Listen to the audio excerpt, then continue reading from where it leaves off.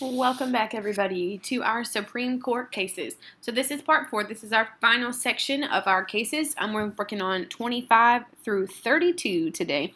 These are our last landmark cases that we'll be discussing. Now, there are other landmark cases that we could have mentioned here in this series of cases. However, these are the 32 that are the most often discussed in conversation, and they're the ones that have the most direct impact on daily life. Okay, let's get it started. The first one here is Wallace versus Jaffrey. This is ruled on in 1985. The background here, some students in a public school are forced to honor the moment of silence. Now, if you're like, wait, but we do that now in our school. You're right. And you're like, but this says here that it's unconstitutional. I know, right? So technically, any moment of silence in a public school is considered to be unconstitutional because not that you can't sit and be silent for like 2 or 3 seconds. However, typically speaking, a moment of silence is used to force prayer upon students. And if we are to separate religion and government, so church and state, completely, then we cannot force students to pray. So not only is it freedom of religion, like this man's poster says over here, it's freedom from religion. So religious freedom or a lack of religion is totally fine and should be fine under the eyes of the law as stated in the Constitution. So this is the First Amendment. So this is the freedom of religion under the First Amendment. All right, the next one is Abington versus Shemp. We are still in our public school theme here.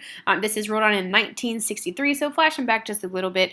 Again, more forced stuff. So the students are forced to read scriptures from the Bible daily in a public school. Now, in today's times, we're like, no, you can't do that. That's not fair. You are not allowed to do so. You are allowed to read the Bible at school or whatever religious text you would like to read at school, as long as you are not forcing other students to read it or a teacher is not forcing a student to read it if it is not for an educational purpose. Now, if we're doing, say, for example, world religion or world literature, maybe in an English class or a social studies class, and we read the Bible or the Quran or the Vedas in Hinduism or part of Buddha's teachings, that's different. That is to just experience what that religion is about and to use it for an educational purpose, not in order to sway someone's religious beliefs. So, again, to no one's surprise, forcing students to read the Bible in school is considered to be unconstitutional based on the First Amendment. Moving right along, this next one is in re Gault. So not necessarily about student rights, but this is about the rights of juveniles, so sort of in the same vein. This is ruled on in 1967. This man here to the right is Jerry Gault. Now, if you'll notice, we don't have someone versus someone else. This is a little strange. It kind of reminds you of the last set of cases in New Jersey versus TLO, where they were a minor, so their full name was not ever released. This is in the same vein. So this particular case was released with Jerry Gault's last name with his consent. He was already on probation for another individual thing that he did because he was kind of foolish in his youth and he was foolish in his older self as well. We'll get to that in a second. So he was arrested and questioned without parent consent or contact. Why, you ask? Well, I'll tell you. Because he decided to make some lewd phone calls to some little old ladies in his neighborhood. Now, little old ladies don't like to be disturbed, and they don't like to be experience controversial things. So he called and told them some dirty jokes, and they were not here for it. So they called the cops on this man, and the cops came and took him away. They didn't tell his parents or guardians, did not call them, nothing. The only reason his mom found out that he was in prison is because she went to the police station to file a missing persons report, and they're like, oh, Jerry, he's in room 2. You can go on back and see him. So a little awkward. He was over there for over 24 hours with absolutely no parent contact at all whatsoever. So here's the deal.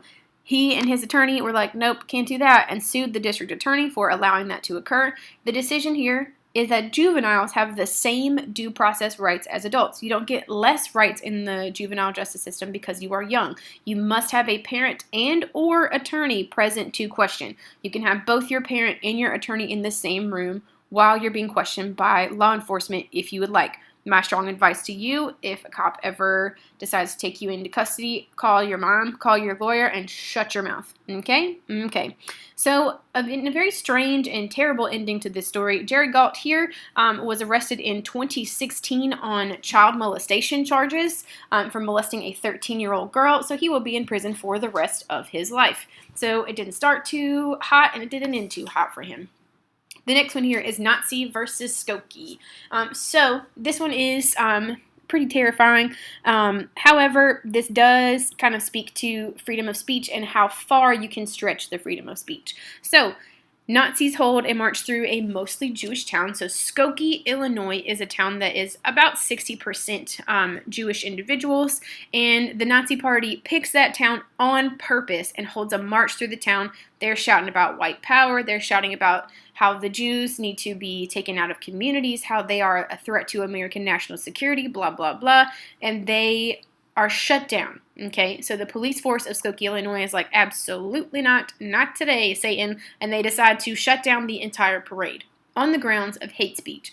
The decision here, though, because they shut the parade down, the Nazi Party decides to sue the town of Skokie, Illinois.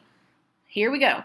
So that particular case was brought all the way up through the Supreme Court. It went through multiple Illinois appeals courts, and the Nazi Party decided, because they're an actual thing, they're still a thing today, and they decided to appeal to the United States Supreme Court, and the Supreme Court chose to take their case not because they sympathize with Nazis, but they chose to take their case to rule on what actually constitutes freedom of speech and how far does it go. Because again, the Supreme Court doesn't take a case because they like or dislike someone or something. They select cases that answer constitutional questions. The question that was raised here, how far can hate speech go? And we're about to find out. The decision here, hate speech is protected under the freedom of speech in the First Amendment as long as it does not threaten someone's life. If anyone in the Nazi Party had made a direct threat onto anyone in the town of Skokie, Illinois, that parade would have been justified in being shut down, so that it would not have been even an issue that was brought to the Supreme Court. But at no point did any of the Nazi Party go on record to say that they were threatening someone's life, or they just didn't get caught. Okay? So as long as it doesn't threaten somebody's life, hate speech is protected. All right, this next one we're going to flash a whole way back to 1857 when this is ruled on. This case starts in 1846. This man here to the right is Dred Scott. He begins suing for his freedom for himself and his wife in 1846. So for 11 years, he battles through the court system, mostly represents himself, and has a couple of attorneys on his side who represent him. Notice the year here, it is before the Civil War has even started. So not only do we have a whole bunch of racial segregation inside of the United States, we also have people who are still enslaved no matter where they live. That's the issue here. This man, Dred Scott, technically, when a man dies, at least a white man dies, his property is not allowed to go to his wife. So his wife does not inherit property because women are not allowed to hold property except in extreme circumstances. And so his wife was not able to hold all the property. So she sold this man to her brother. Okay? So this man, Mr. Sanford, who was her brother, moves to a free state. Okay, and so Dred Scott is like, oh, we in a free state now. I'm about to go. I am a free man. And he decides to sue for his freedom. Now, the brother finds out about this, moves them back to a slave state, and he's like, no, I'm not going. I'm a free man. We live in a free state right now. It was a whole big thing. So he sues for his freedom and appeals the decision to the Supreme Court. Here is one of the worst Supreme Court decisions in all of American history. He is denied the right to freedom and the right to sue in court since he was technically considered property, and he was asked to leave the courtroom as a result. Okay, this particular thing, I would say, is the 9th Amendment, and you could also make a case to have this as the third article, so Article 3 on the judicial branch and their actual power to interpret. So, Dred Scott versus Sanford. If we think about how civil rights has kind of morphed as we've gone along in years, Dred Scott versus Sanford happens in 1857. Black man isn't even allowed to sue in court. Flash forward to Plessy versus Ferguson, the man who sits in the 1/8 black man who sits in the white train car in 1896. Then they rule that separate but equal is totally fine, even though he is now a free man because at the end of the Civil War, everyone is supposed to have been free. Now, and then flash forward one more time to 1954 when Brown versus Board is ruled on, where Ruby or Linda Brown, I should say, is allowed to go to the white school. So over time, the court has thankfully changed its ruling on race. All right, this next one is West Virginia versus Barnette. A couple of these at the end are not super important, but we'll talk about them anyway. This one happens in 1943. This is really how we used to salute the American flag. We used to do this, and people were like, hey, Hitler does this, maybe we should fold the arm in. So we did. Okay, some students were forced to say the Pledge of Allegiance in school, and you should not be forced to do so. So you should not be forced to speak or not speak if you don't want to. All right, because not everybody feels the same way about patriotism, and that's fine. The decision here, again, you can't be forced to say the pledge in school, and this is the First Amendment, freedom of speech. All right, this next one is kind of complicated. This is Lemon versus Kurtzman. Not an actual lemon, but you know what I'm saying. It's rolled on in 1971.